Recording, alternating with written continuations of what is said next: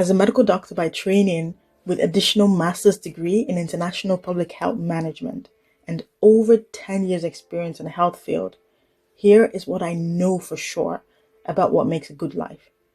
This framework is building on the World Health Organization's core pillars of well-being and other research. But first, what is even a good life? According to the World Health Organization, health is not only the absence of disease, it is a state of complete physical well-being, mental well-being, and social well-being. Contrary to all the noise in the world or social media, a good life is not in attaining the biggest achievements or driving the latest cars or wearing designer clothes. It is in defining for ourselves what matters most to us as individuals in each area of life and well-being at the very core, and then living accordingly for our benefit as well as the benefit of our community. Now, here is a summary of what matters and what I know for sure about what makes a good life in no particular order of importance. Number 1, social well-being. This is one of the biggest predictors of a good life. It focuses on your ability to interact, belong, and form meaningful bonds within the society. It entails having a sense of belonging and having supportive relationships with friends and loved ones. It involves feeling safe, empathy, respect, and contributing meaningfully to your society. Number 2, physical well-being. This is arguably the foundation of a good life. It is when your body and its physiological systems are functioning in balance and optimally. It involves having physical fitness, stamina, agility. Physical well-being is, of course, fostered by getting adequate nutrition, quality sleep, hydration, and proactively preventing disease or injury. Number 3, mental well-being. This pillar of a good life goes far beyond the mere absence of mental illness, like depression or anxiety. This is when you're flourishing psychologically and emotionally. It entails the ability to sufficiently cope with the normal daily stresses of life and still be productive. It encompasses emotional stability, good self-esteem, proficient cognitive functioning, and being optimistic about the future. Number 4, occupational well-being and intellectual well-being. This pillar of a good life has to do with gaining personal fulfillment through work, career, or academic pursuits, while still managing job stress and maintaining balance with personal life in order to prevent professional burnout. It can include different dimensions like engaging in fulfilling work that aligns with your personal values, interests, and beliefs, or having opportunities to feel challenged, learn new skills, and advance your career, as well as working in a non-toxic, safe, collaborative work environment. Number 5, financial well-being. Having a good life entails having financial security and a healthy relationship with money.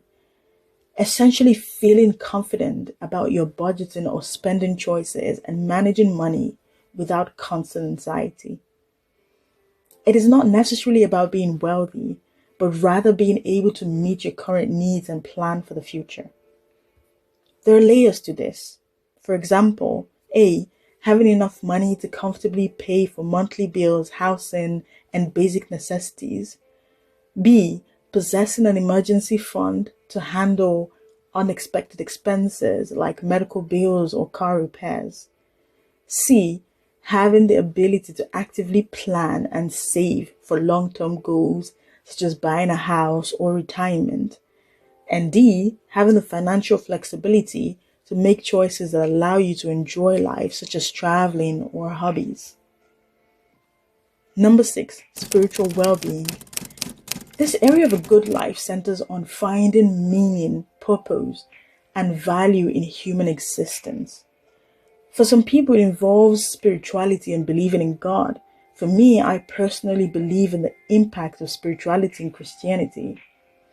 Spiritual well-being helps us navigate difficult life transitions and adversities. Practicing mindfulness, meditations, prayers, or deep reflections help us to find inner calm. Having a sense of meaning is having a deep understanding of your place in the universe and being clear about your life's purpose.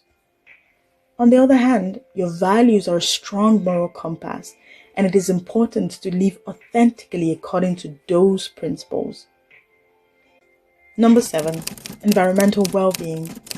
It involves living in harmony with your surroundings, having access to clean air, safe water, nutritious food, and secure housing. Having the privilege to spend regular time in nature to reduce stress levels and improve mood. It can also involve taking part in environmental sustainability. All these dimensions all contribute to a good life by working together as a connected ecosystem where balance, not perfection, creates resilience and life satisfaction.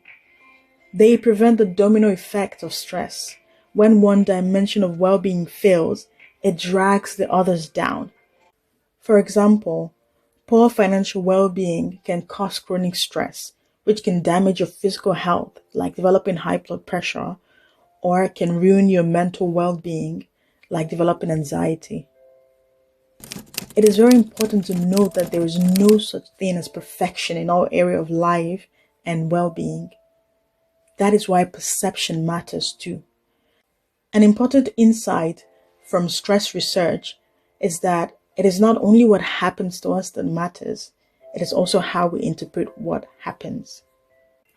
A good life is a subjective concept, but psychologists and long-term scientific studies generally agree that it is built on connection, meaning, and values, rather than the pursuit of constant happiness or material wealth. I have a few questions for you as we wrap up this video. Number 1, in your own life, which area of well-being is your strongest asset right now? Which area of well-being contributes the most to you having a good life? Number 2, for the next video, drop me a comment if you would like a simple self-assessment framework to rate your balance across all these areas to see where you are and where you can improve. Well, bye for now. Till next time.